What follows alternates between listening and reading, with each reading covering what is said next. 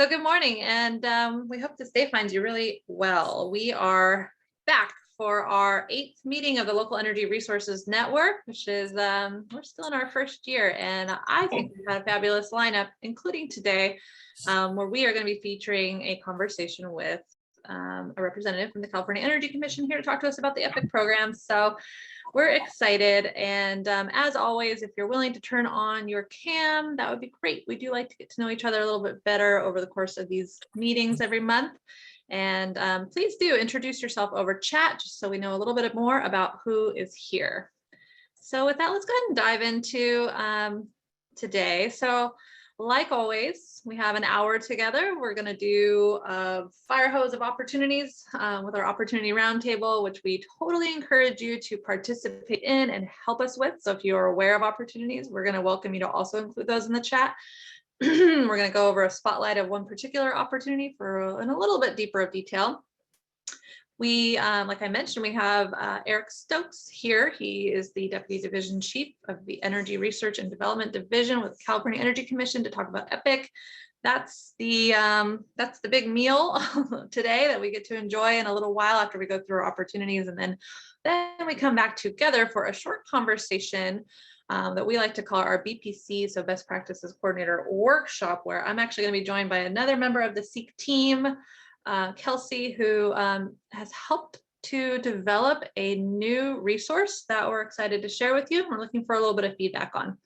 So that's what we're here to do today. Like always, this is designed to be a regular space where local governments and those that work with them can help each other learn about and possibly inform the available opportunities to advance their energy climate goals. So that means it's an interactive discussion. So please be prepared to talk with our featured guests today and interact wherever you can here, especially over chat. So nice to see some of you saying hello.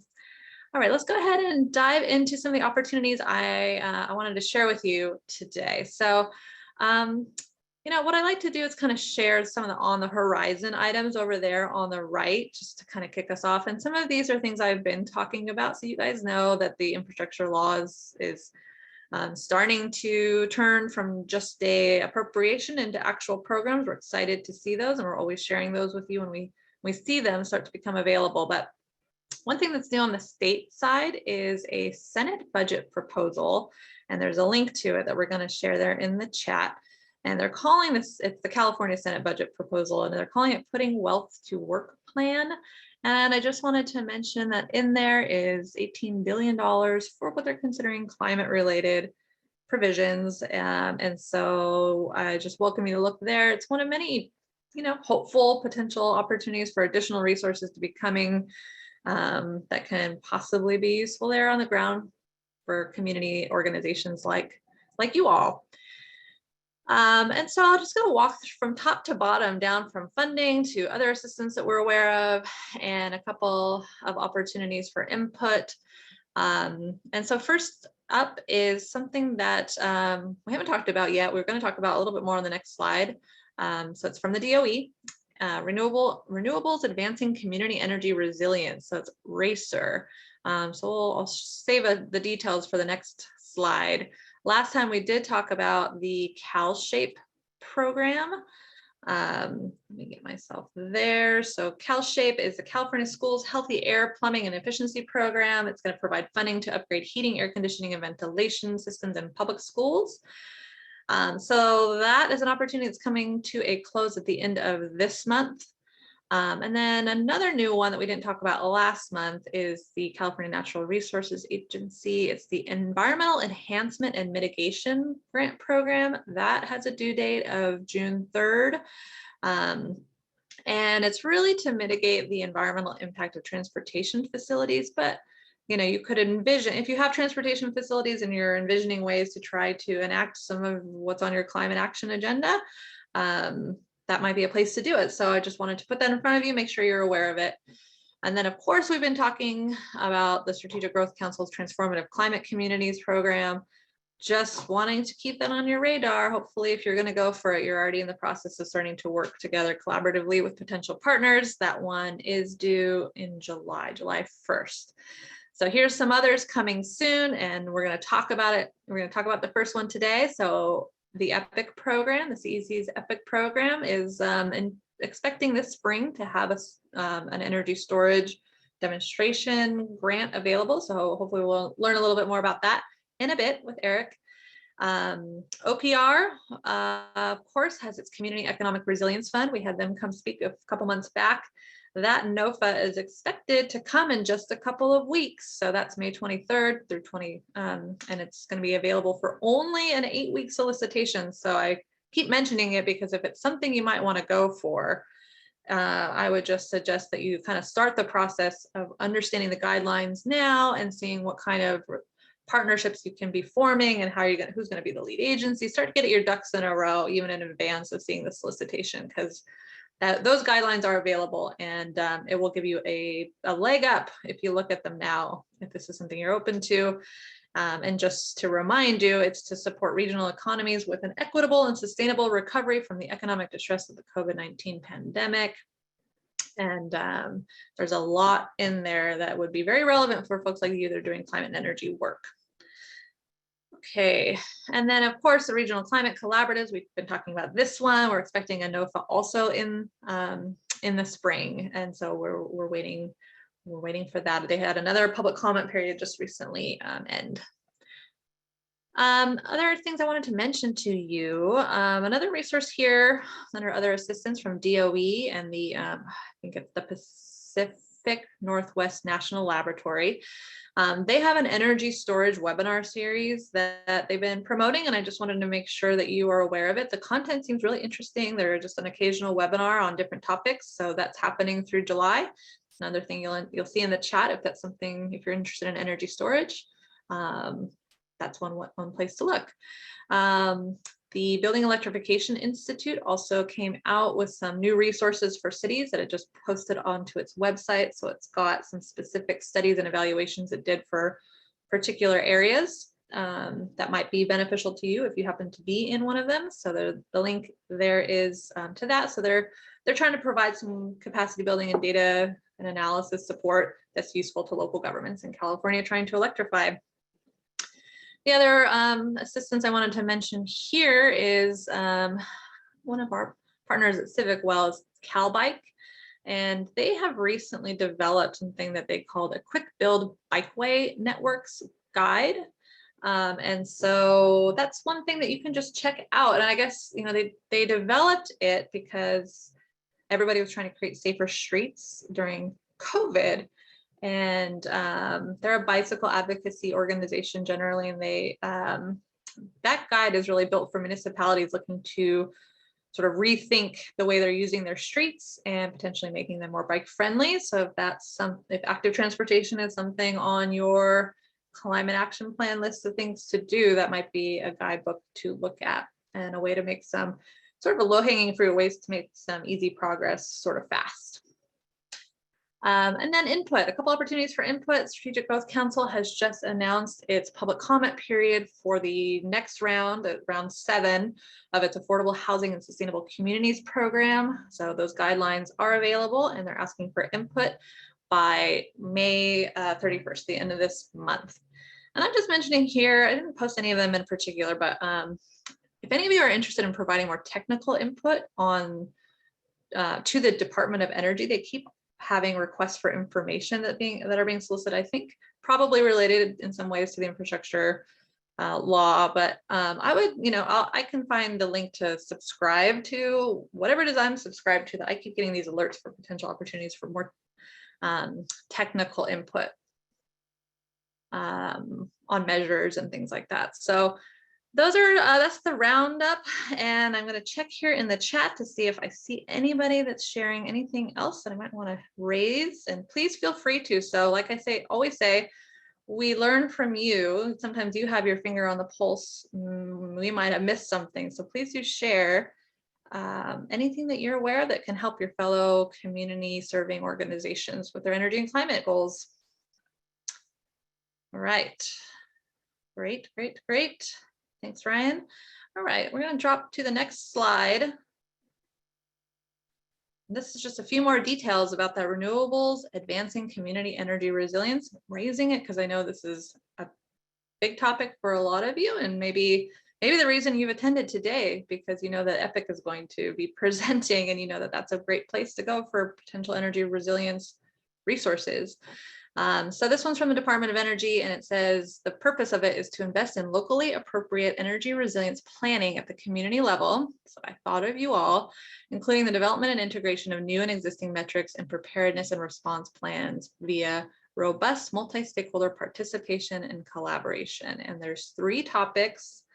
And I really felt like the top one would resonate with a lot of you. So innovative community-based energy resilience planning. So, you know, it's hard sometimes to find the right resources to do that kind of planning, and this may be it. And so this is something where local governments or consortia of organizations are eligible to apply for funding as prime recipients or subrecipients. And the full application won't be due until July 25th, but a concept paper I think is required and would be due May 26th. So that's what I wanted to share on that piece. And with that, I think we can go ahead and introduce our featured guest today. Oh, and thank you, Vanya Fong, who's talking. She has shared a healthy refrigeration grant program technical assistance. Thank you.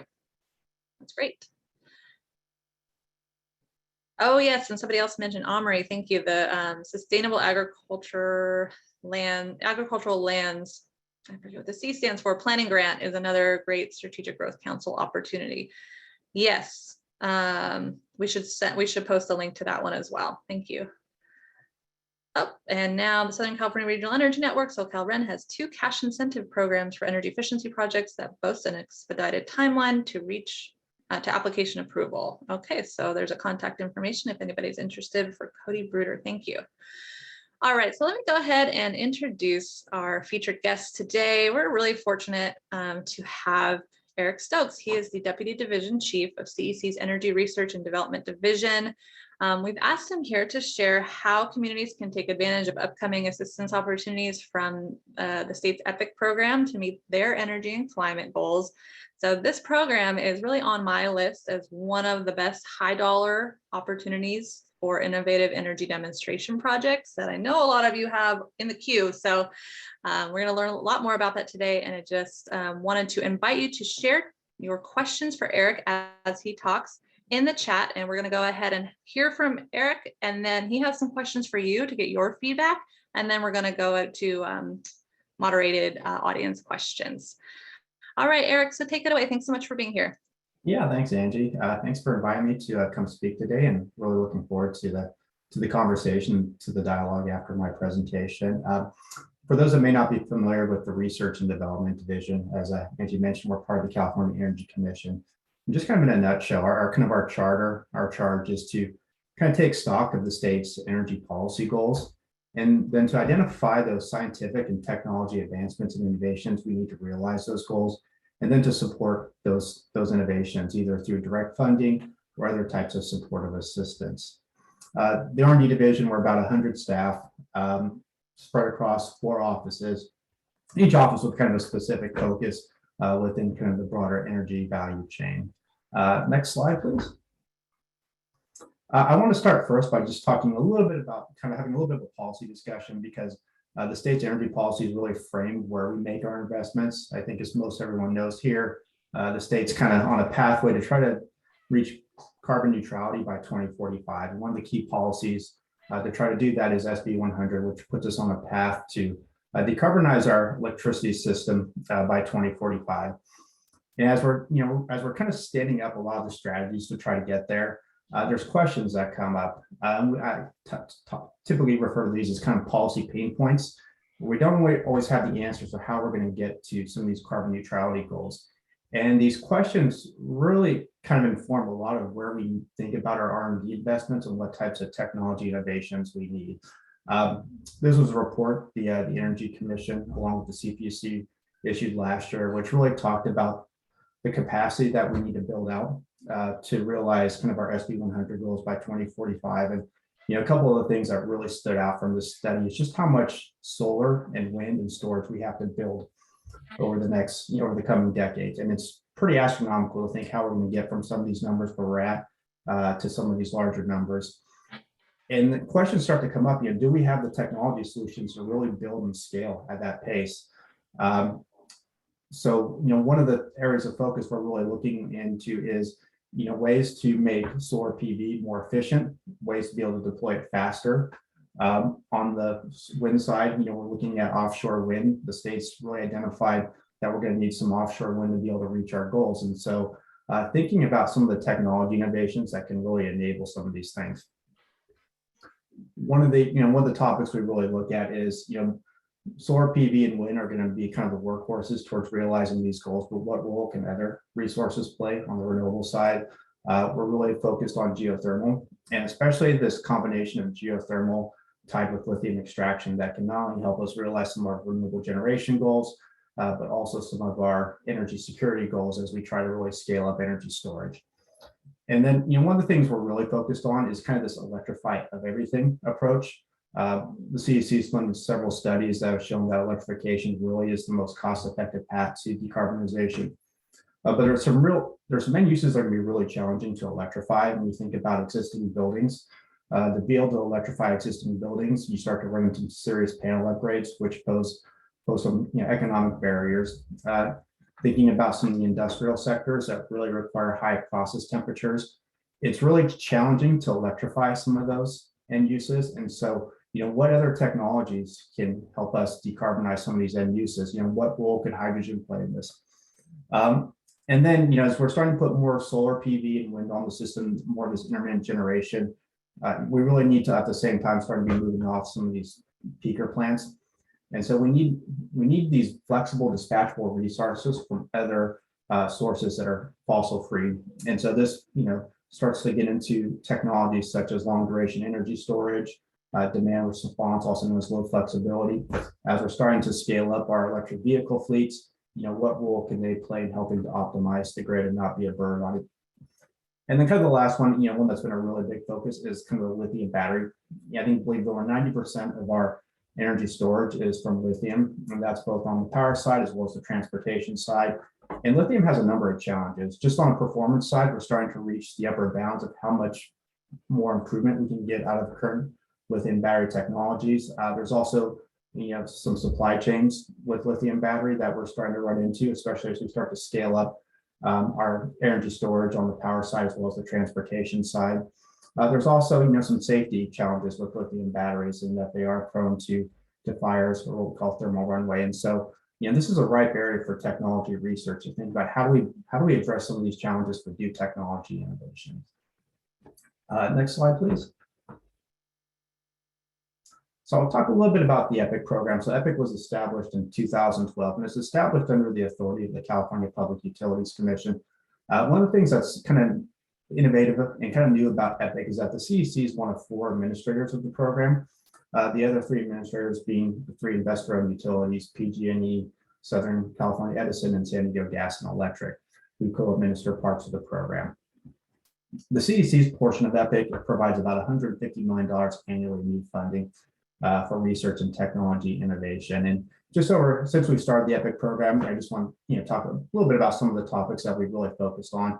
One of the early successes around EPIC was microgrids, and EPIC funding really helped move microgrids out of kind of a laboratory setting into some real world demonstrations. And it was an area of real partnership with local governments and other communities. Probably one of the most successful microgrids, and one of the projects that really prompted a lot of interest in microgrids was Blue Lake Rancheria up in Humboldt County, which really served as a lifeline for the community during some of the challenges they've had. As I mentioned, earlier, we're really focused on electrification. Being able to electrify buildings is a big focus, and so we've had a significant focus on electric heat pumps and really trying to advance electric heat pump technology, and specifically electric heat pumps that can overcome some of these panel upgrade concerns. Instead of having to run off 240 volts, we're starting to see some real advancements in technologies that can use 120 volts, and that avoids a lot of the panel and infrastructure upgrades to start to electrify the heating element in buildings.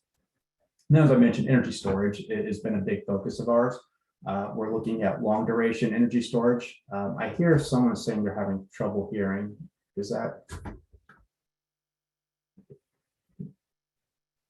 Can everyone hear? Okay, so a couple areas in energy storage, thinking about, looking beyond 4-hour energy storage as the grid's evolving. I think we've identified the need that we need at least 8 hours of energy storage. And even thinking about, more seasonal energy storage, we're starting to talk about 100 hours. And there's a lot of questions around whether we can get there with lithium-ion technology. And so that's had us focus on other types of energy storage chemistries and different types of energy storage devices. Next slide, please. So I thought I'd just give a quick overview of the CEC funding life cycle. As I mentioned before, it really starts with our state energy policies. This is kind of the initial framework for where we make our R&D investments. And from there, we develop kind of an investment or budget plan. And we go through an extensive stakeholder process over several months to develop this investment plan, which lays out where we're proposing to make our investments. We just completed our last EPIC investment plan, which outlines our investments for 4 years of funding. And through that process, we had over 1,900 participants that provided input into where we should be making our investments. After an investment plan is approved, for the CEC has a 2-step approval process, once through the California Energy Commission, and then we go through a process with the CPUC in which they approve our investment plan. And from there, we issue competitive solicitations. Sometimes before we issue a competitive solicitation, we want to get additional stakeholder input to really scope the solicitation to make sure that we're addressing kind of the critical issues and touch points for that topic. And so we'll sometimes do a public workshop. We'll sometimes do a request for information just to get additional information that will feed into that competitive solicitation. And then after the competitive solicitations, we go through an evaluation and selection process where we select projects to award grant funding to. Our typical funding amount per project is about $1 to $5 million, and projects usually last anywhere from 3 to 4 years on average. One of the key things and one of the key benefits of public research programs like EPIC is not just the funding it provides, but it's really the information, the knowledge that's gathered and that's developed from these projects and how that information is disseminated to the public. I'll touch upon this a little bit in some of the later slides, but one of the things that we're always very focused on is when we do these first of a kind technology demonstrations, there's a lot of learning that happens over the course of these projects.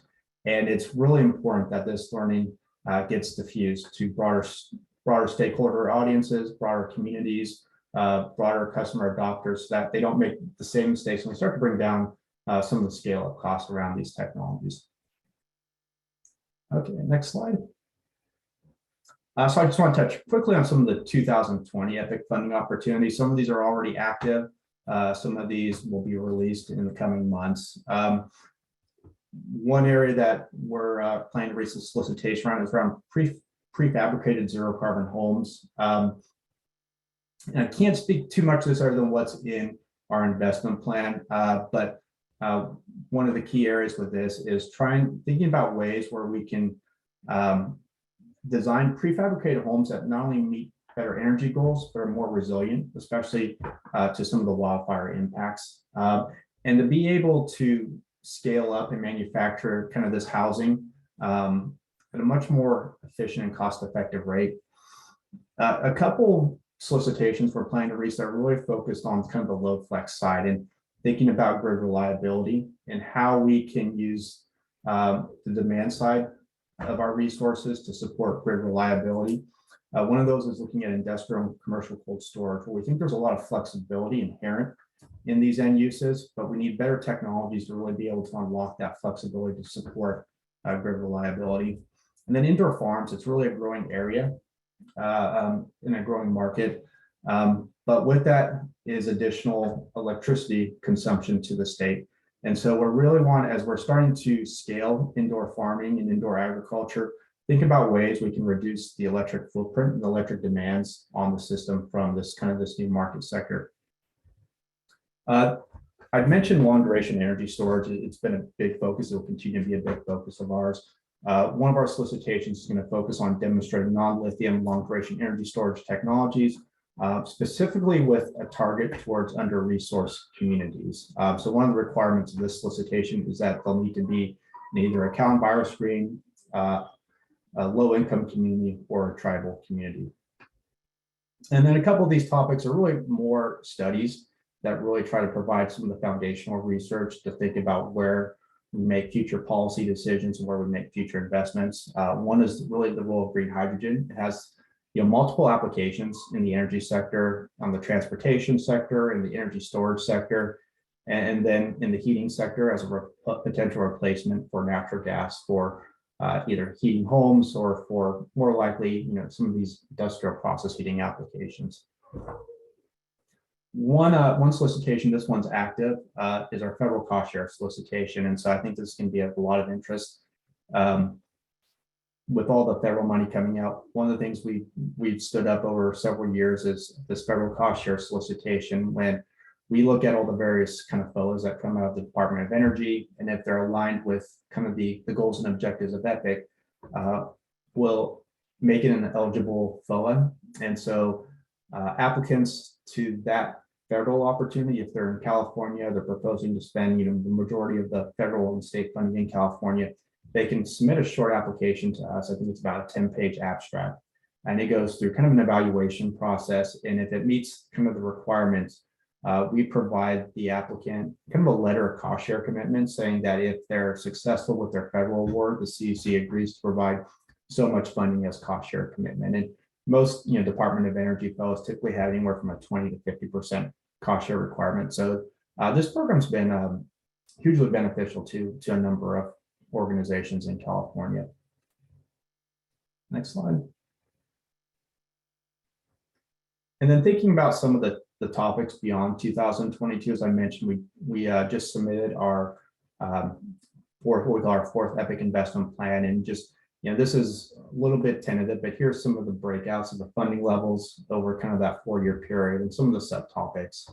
I talked about a little bit earlier this kind of need for zero carbon dispatchable resources to really support the intermittency around wind and solar PV as we scale those technologies. One of the really big topics is kind of distributed energy resources. So this is electric vehicles, demand response. A lot of these resources behind the meter, how do we put these resources to better work to serve kind of multiple goals, one around grid reliability and resiliency, but also in a way that really benefits the customer, both in terms of service as well as economic benefits. One of the things we're kind of excited about in this new plan is we're going to do what we call our first kind of tech prize competition, and kind of modeled a little bit after some of the prize awards that the federal government has done, that organizations like X Prize have done.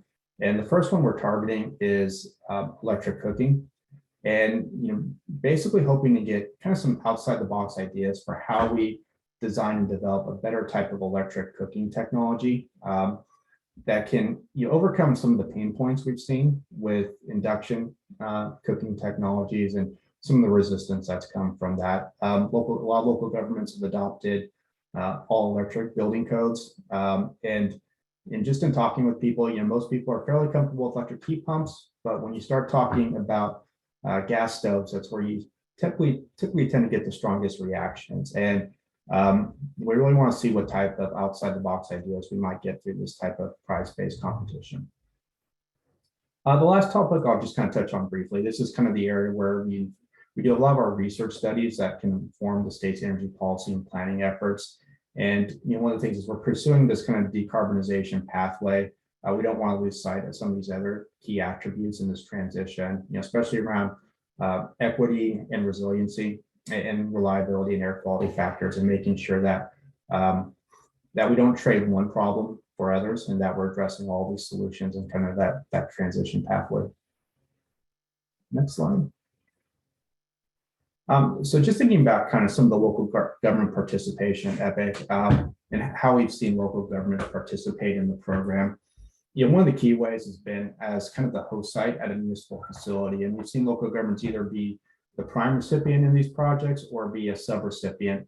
One of the ones that comes to mind was the Fremont microgrid station, which the city of Fremont was actually the prime recipient, and the technology developer Gridscape was a sub-recipient, and it was one of the first, I guess, kind of commercial microgrids that we demonstrated in the state that was pretty successful.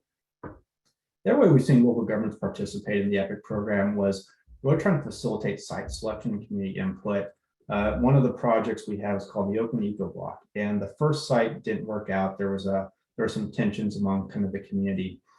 And so the city of Oakland was really instrumental in spearheading kind of a process to identify a new community, a new site for that project. And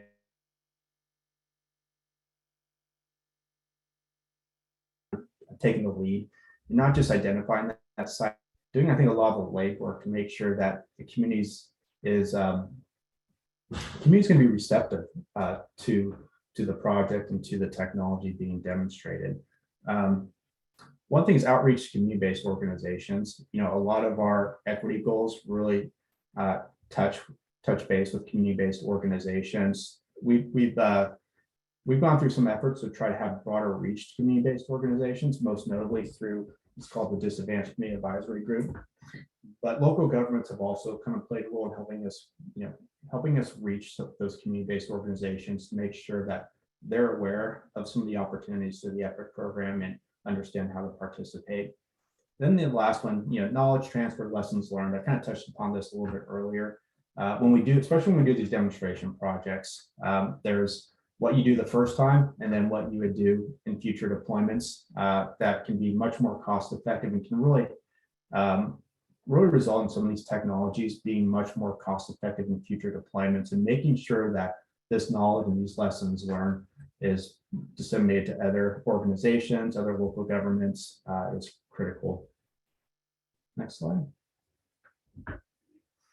So success in EPIC solicitation, just a couple of things we really look for when we're evaluating proposals, and just some things to keep in mind when you're if you're applying or you're part of an EPIC application. So the statute around EPIC requires us to really focus on breakthrough technology solutions that can help achieve the state's energy climate goals. So energy technologies that are already commercially available, have been widely deployed, are typically out of scope for us unless there's some sort of novel application that they're being used that hasn't been demonstrated before. And so, one thing we really look for is what's new and novel about the technology being proposed. The other thing we look for is how will the project that we're funding, how will that lead to further advancement of the technology, especially being an R&D program. Success for us isn't necessarily the project we fund, it's what happens after that project. And so the more you can articulate how this is going to lead to further advancement and ultimately commercialization of the technology is critical as when we're evaluating these various proposals. And there was, what's the technology's expected impact? How is this going to really benefit California? How is this going to benefit electric ratepayers? And how is this going to benefit the community? Really being able to articulate those things is critical when we review these technologies, because a lot of times it comes to, the technologies that are going to have the biggest impact are the ones that typically get funded in our solicitations. And then the last one, I've kind of touched about it quite a bit, but just, that dissemination of project learnings that come from these projects and how critical it is that you have a plan for how you're proposing to make sure that this information reaches broader audiences. Next slide. And just a couple of resources that the CCEC has developed over the past few years. One is Empower Innovation, and it kind of serves a couple of functions. One is to really curate a lot of the funding opportunities for potential applicants, and we've expanded beyond just the CCEC to include funding opportunities from the federal government and even private organizations, and put that all in one central place. One of the new features and functionalities in the site is what we're calling places, and it's an opportunity through kind of the digital space to be able for communities, for customers to be able to kind of communicate to a larger audience and to technology and project developers that they're interested in being kind of a host site, or they're interested in technologies or priorities, and that they're willing to kind of be that location. And so the places is the way to help try to facilitate some of those connections. The other kind of resource we have is called our Energize Innovation site. And Empower Innovation is about bringing new applicants together to apply for EPIC and other CC and other energy and climate funding opportunities. Energize Innovation is really kind of an online database or showcase of the projects we have funded. So interested in learning what the CCEC has funded, a little more about the projects. Maybe it helps you think about how to shape your proposal going forward. That's another resource I encourage everyone to check out. And with that, thank you, everyone, and we can transition to the questions. Perfect. Thank you, Eric. Man, it's like getting an Easter basket full of energy grants. Excited to hear more. And so we see a couple of you with questions in the chat. Please do add more questions. But first, we're going to have this discussion between all of us, including you guys in the audience. We have some questions we'd like you to offer your perspectives into. So the first one is a conversation around what do you think is the right role for local governments, NGOs, and other community partners in EPIC, but also in clean energy R&D in general? What role can they play? And so I'd be really interested if anybody wants to chat a response, raise a hand. And Eric, maybe while we're waiting for folks to think about it, maybe you could help us with some thoughts on this question. Yeah, thanks, Angie. And like I said, I think these questions we kind of brainstormed Friday, so very interested to hear everyone's responses. I touched a little bit upon it in some of my PowerPoint slides on kind of the right role for local governments. I don't know if I'm in a position to say what is the right role. I can kind of speak to what past roles we've seen local governments, NGOs, and other community partners play. But I think a key one is really trying to facilitate that community input. One of the things we've seen is the relationships and the connections between the project and the technology developers and the communities needs to start much earlier than it has been. Typically in the past, the CCEC would issue a solicitation. A lot of times we'd maybe have a carve out that these project funds have to be in an under-resourced community. And a lot of times there just wasn't time for meaningful relationships to build, and the communities felt a little bit like an afterthought. And so one of the things we've really tried to do is try to facilitate some of that relationship building, much earlier in the process. Now we can't do matchmaking, but we can kind of set up some of the infrastructure to allow those relationships and that networking to happen. We started about a year ago what we call Empower Innovation events. It's kind of a complement to the actual website where we typically have a topic, but mostly it's small chat rooms where people can kind of get to know each other, talk a little bit about what their priorities are or what they would like to see out of a project and potential partners. Thank you. Yeah, I really would encourage anybody to raise a hand, or I see some questions starting to pop up, which is really great. I really appreciate those. We'll get to those in a minute. I really see EPIC as such a good fit for those of you that are really looking to push the dial on technology a bit, and those of you who are looking to really make scalable impact beyond just your own community. And so I know that when I was back in local government, that's what I was hoping to do too. I was trying to figure out how can I demonstrate some kind of success that others can learn from and build upon or replicate or make better. So I really feel like a lot of local governments feel that way, but there's challenges. So we can kind of move into that topic too. I think I see local governments and other kinds of communities feeling somewhat intimidated maybe by concept of R&D or something as technical as EPIC grants and their applications might be. So we want to hear from you all about what challenges you see local governments and their partners facing when applying for EPIC grants. And Eric, I'd love for you to jump in too and give us some thoughts.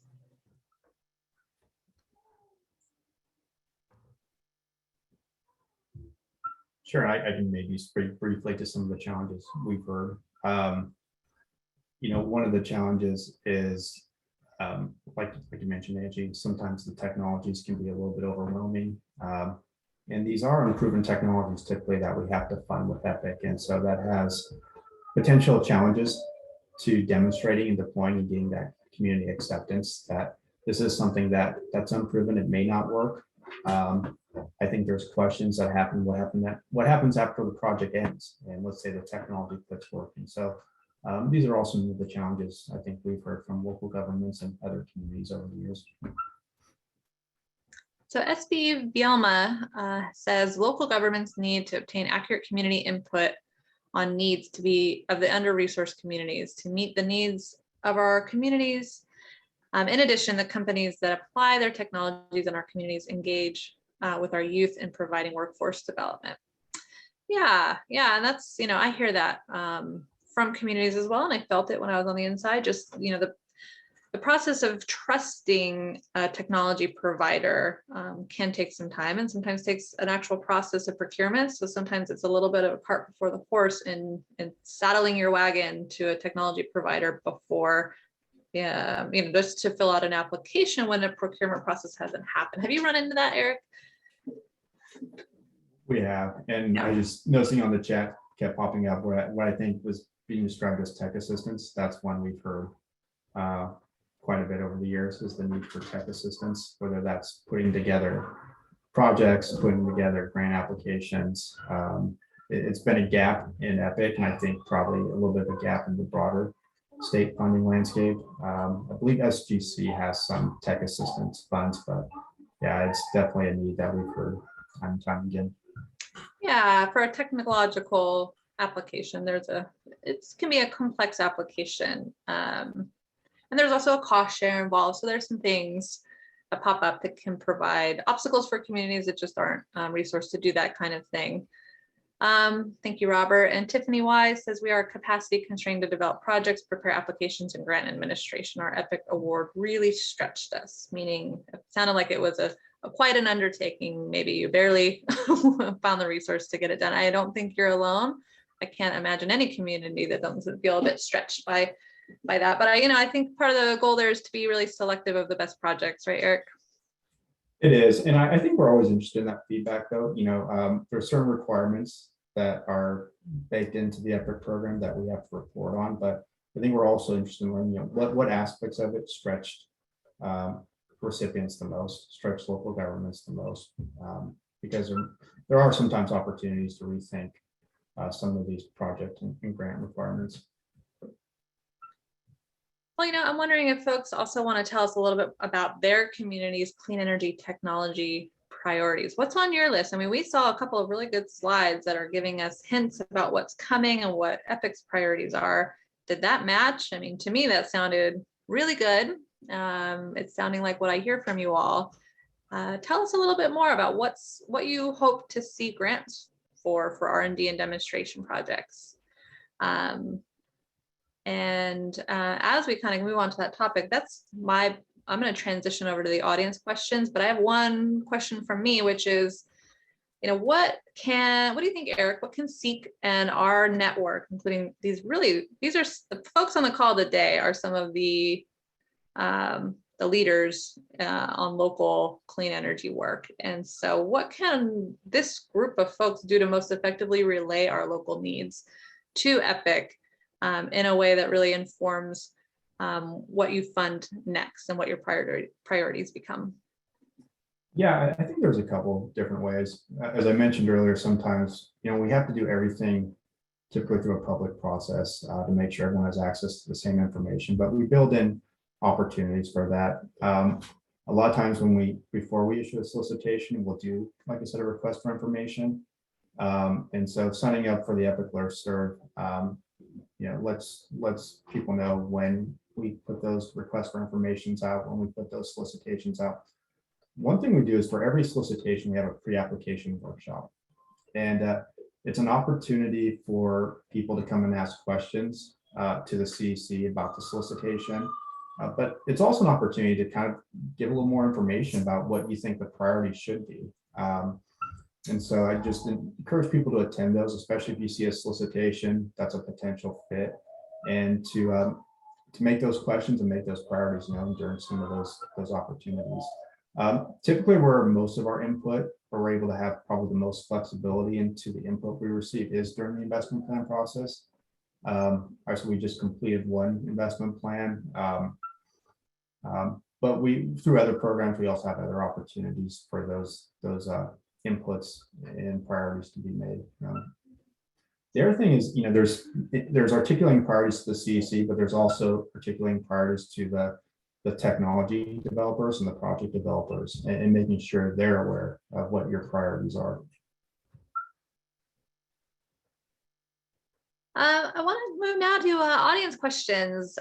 So let's see, I may not go in perfect order here, but does the state of California have a list of potential EPIC project eligible sites? So you talked about the places, function on Empower Innovation, but is there a list somewhere?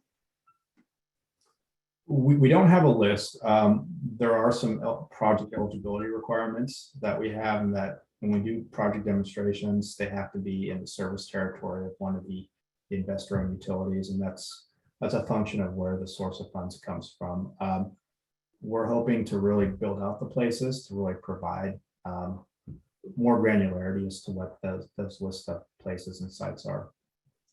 Yeah, EPIC in my experience has been very flexible, so it really just depends on the solicitation, but I think they try to be as open as possible to applicants. Irene Musin is asking, when will the long duration storage solicitation be issued? I can't give a specific date. I think the best I can offer is just to on our website, on the CCEC's website, we put anticipated timeframes for when solicitations are going to come out. So I would just kind of refer back to that website. Can you, yeah, if you have a chance to post that link to where folks can find it, because you had that great list of 2022 funding opportunities. Some of them it sounds like are active, some of them we're waiting for. General timeline for those would be really helpful for folks that are interested in those things. Cameron Gray is asking, has the California Energy Commission considered creating funded partnerships with community-based organizations to help them identify and add potential locations for EPIC demonstration projects to empower innovation? So CBOs. Have we considered?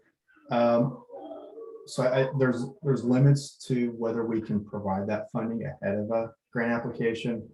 One thing we've done is this was in response to some statutory direction we have, is to in our scoring criteria really evaluate the role of CBOs and actually make them a required partner for certain solicitations. So it's a little bit solicitation by solicitation basis, but we do have solicitations, especially where the benefits really are supposed to accrue to the local under-resourced communities, where the CBOs are required partners on the grant project. Yeah, I think Cameron, yeah, I think you get it. Cameron's suggesting something a little different than just the technology solicitation, something more ahead of those to identify places. So that was an interesting thought, Cameron, thank you. Nick Freeman is asking, how closely does EPIC coordinate with the transportation and housing policy planning? I mean, to the extent we can, I think through our planning efforts, we're very focused more on electricity planning. I think as far as kind of closer coordination with transportation planning, we typically leave that to really the proposal applicant, especially if it's more tied to the demonstration. Kind of more at this 10,000, 6,000 foot level. We do kind of coordinate with other state funding programs that might be working in the transportation space or the housing space. But that's usually left more towards applicants to kind of articulate back to us how they're planning to do that coordination at a more project level. Thank you. From Nick Freeman, how closely, oh, sorry, this is actually a last question. When EPIC is designing an application process for local governments, this is good. How is it, or can it lighten the burden on capacity stretched local governments? So you're hearing these local governments saying, we're stretched. Is there thoughts already underway about how you can sort of lighten that burden? There are, and maybe not specific to local governments, but just specific to all applicants, ways we can lighten the burden. I think one of the ways we've really tried to do that is through the invoicing process and make that less burdensome on our recipients. I think we always try to reassess a lot of the reporting requirements and make sure that we're not putting. There's a lot of information we need to administer a program like EPIC. There's a lot of reporting requirements we have to the CPUC and to the state legislature, but we do try to make sure that we're not asking for unnecessary information that is putting additional burdens on our recipients. But we're also, I think that gets to my other point though too. I mean, it's always good to hear where those, what parts of the grant management process are the most burdensome. We don't always have insights into that. And so the more you can communicate that to us, I think that helps us look for those opportunities as well. You know, we would love to play a conduit role in that process. And maybe there's another offline conversation, but we'd be very happy to compile. We know a lot of that. We can compile more of that, get more feedback from local governments and really share. I think the devil's in the details, and sometimes folks that have gone through it know more about where they got tripped up. We'd be happy to work with you more on that. Well, the last thing I wanted to ask is just where can folks stay up to date on solicitations as they become active? Where would you suggest they sign up? Yeah, there's a couple places. Obviously, Empower Innovation is a good spot to stay up to date. The other is the CCEC website, and I'll put the link here in the chat function in a second here. And then as well as the EPIC listserv, it provides not just funding opportunities, but when we have workshops and other events, connected to the EPIC program, people that sign up get updates on that. And then, like I mentioned, there's our kind of our funding page, which gives a little bit of a look ahead as to when expected solicitations are going to be released. All right. Well, thank you all for your input and your questions. And thank you, Erik, for being with us. We so appreciate it. I know I even have a broader and better understanding of what EPIC does and what it's going to do in the future. So keep up the good work, and we're happy to continue to work with you in the future. Right. Thank you, everyone. Thanks, Erik. Okay, so we're going to move on to our last segment of the day here. We are rip-roaring through our agenda. This is our last major topic. So it's our BPC workshop. This is where we like to share with you something we're working on, one of our own CCEC initiatives. And this one is a resource library. And I want to invite Kelsey to go ahead and turn on her mic and cam if she can, and walk you through what it is she's designed here, which is pretty great. Sure. Thank you, Angie. I'm gonna go ahead and share my screen here. Here we go. Okay, so here on our website is a resource library. It's still a work in progress. But the idea behind this is that we found that on our website, we have so many resources and so many things available, but they were everywhere. We had a funding resources section, we had best practices, we had a technical assistance page, but what do you do if you don't know exactly where you want to go to find it? So we compiled all of it into this resource library, which is a filterable database here. So you can either, there's over 300 resources, so I wouldn't recommend scrolling through them all. But you can search for a keyword, or you can use these filters here on the side. So we've got our resources types, our best practices, our case studies, our funding, our guides, our learning events. So for example, here in learning events, we'll just wait for it to load for a second. Learning events, and then additional notes of interest would be learn resources. Here we have all of the resources from the various learn events that have happened in the past. Or you could just instead search by topic area, which is going to be more like energy efficiency or decarbonization, whatever it is that you're looking for. You would be able to see across the board on the different resources types what kind of resources we have available. And thank you, Kelsey. So she really took the lead on trying to pull this together in a way that's easily navigable. And the goal for us has been really in the last couple of years, how do we put this information in front of you, everything we know, so that you can find it when you need to know, because we know you're working on different things, you're at different stages of all sorts of initiatives. How does anybody coming at it from a topical interest, or maybe what are people in my region doing, or what can I do in the residential sector, or what are some case studies? What have people done on electrification and upgrades, or there's all sorts of weird ways now to query this data, and at least the content is all accessible either through the search box or the filter. So nice work, Kelsey. We're going to continue to improve upon this. I want to leave a little space for feedback. Is this something you can see yourself using, and is there anything off the top of your head that you can see ways to improve upon what's here? And we welcome you to go online and tinker around and check it out. Yes, the URL is ecoordinator.info/library. So it's right there on the Oh, just chatted it.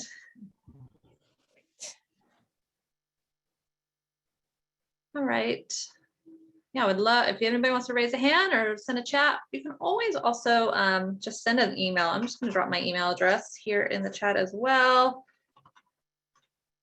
You can send us a note and just ask us or tell us, hey, have you thought about this topic area, or this is confusing to me, I can't find this. And just so you know, we're going to be taking our old archives and trying to throw this in here as well. So that's really kind of a like a finder tool, like one place to navigate to the stuff we know. All right, Kelsey, thank you. John, can you grab the screen back? I'm going to go over one last idea here that's related. Because along with the resource library, it occurs to me that there is a need to organize our resources around what local governments are actually doing. And that really blows my mind in a lot of pieces in terms of, well, what's the universe of what's possible in the community climate and energy action space? How would we organize it if we could in a logical way? And so this is how my mind starts to sort of pull together a framework. And what we're thinking is at some point we might have sort of more of a diagram or visual map where folks can kind of dial in on what it is they're really interested in different ways and get to the information they need, maybe in a more visual way than just the finder, so the resource library kind of finder tool. And so I'm bringing this up, not that we're going to have a whole conversation on it today, but I'd like for anybody who's interested in this, really thinking into what a framework would actually look like, to just email me and tell me, hey, I have some thoughts here, or this has been done and look who did it really well. And how do we organize? So, you know, one way to look at it is the first category here is just the action area. So we would focus primarily on the building and energy space, transportation and climate planning, because those are sort of forefront for us in the CCEC program. And then say you click on buildings and energy, and then it would populate up, what are some strategy types? Well, energy efficiency and electrification, solar and storage, microgrids and resilience, community choice aggregation, refrigeration. What's the universe of what's possible from a strategy type? And you dive deeper. If I'm a local government and I want to do something, I'm going to develop a program, policy, or project. What are some local government-led actions? Well, if I want to do energy efficiency and electrification, I might do a municipal upgrade, public education, upgrade incentives and assistance programs, codes and standards. All right, well, now I want to dive even deeper. What do we know? How can we deliver you the information that you might need to actually develop a program or a project or a policy? So that would be pointing you to the resources you need, including best practices, case studies, funding resources, guides, reports, and tools, technical assistance providers, learning events. Let's put in front of you everything that you might accelerate your work to develop an initiative. On the other side of the coin, you don't have to develop everything yourself, right? So what if you just have something you want your community to do more of, but some of those things are constituent-led actions that are private actions and not necessarily something the local government has to do.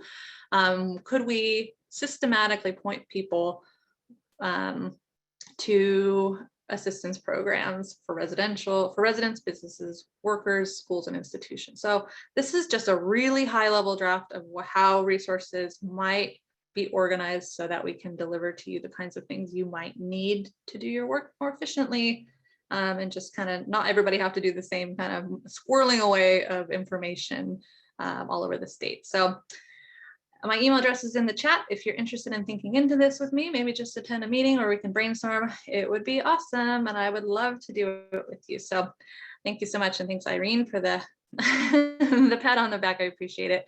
Let's go to the last slide. And this is our farewell. Our next meeting is June 14th. We will let you know who we'll have on board for speaking at that event. Please feel free to share this with others, and always feel free to let us know if there's information you would like us to share here or ideas for speakers. So thanks so much for being here. And until next time, have a really fabulous month. Take care.